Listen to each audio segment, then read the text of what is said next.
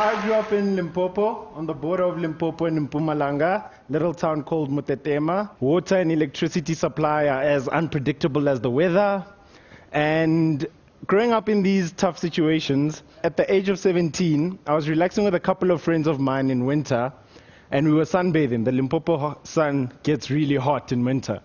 So as we were sunbathing, my best friend next to me says, "Man, why doesn't somebody invent something that you can just put on your skin and then you don't have to bath?" And I sat and I was like, man, I would buy that, eh? So I went home and I did a little research. And I found some very shocking statistics. Over 2.5 billion people in the world today do not have proper access to water and sanitation. 450 million of them are in Africa and 5 million of them are in South Africa. Various diseases thrive in this environment, the most drastic of which is called trachoma. Trachoma is an infection of the eye due to dirt getting into your eye. Multiple infections of trachoma can leave you permanently blind.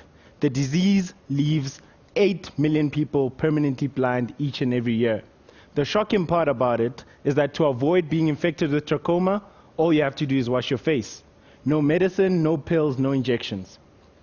So after seeing these shocking statistics, I thought to myself, okay, even if I'm not just doing it for myself and the fact that I don't want a bath, I at least need to do it to try to save the world.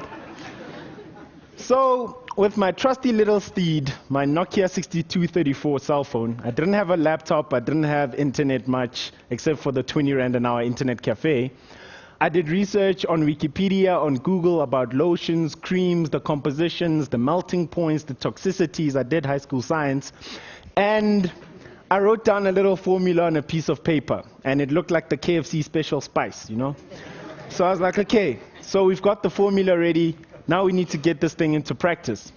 Fast forward 4 years later, after having written a 40-page business plan on the cell phone, having written my patent on the cell phone, I'm the youngest patent holder in the country, and I can't say any more than that. I had invented dry bath, the world's first bath substituting lotion. You literally put it on your skin and you don't have to bath.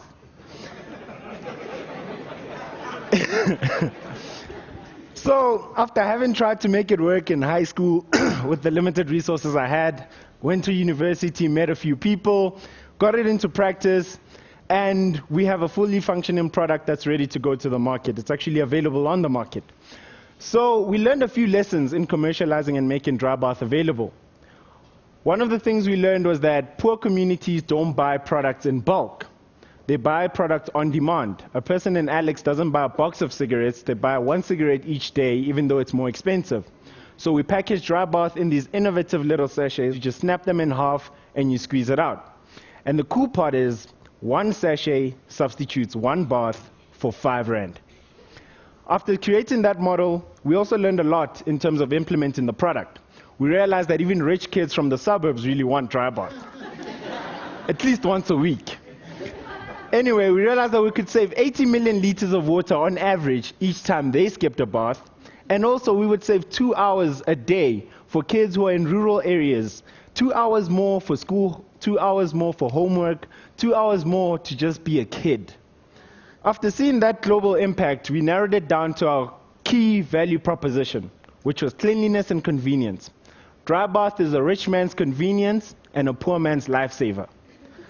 Having put the product into practice, we're actually now on the verge of selling the product onto a multinational to take it to the retail market. And one question I have for the audience today is, on the gravel roads of Limpopo, with an allowance of 50 Rand a week, I came up with a way for the world not to bath. What's stopping you? I'm not done yet. I'm not done yet. And another key thing that I learned a lot throughout this whole process, last year Google named me as one of the brightest young minds in the world. I'm also currently the best student entrepreneur in the world, the first African to get that accolade.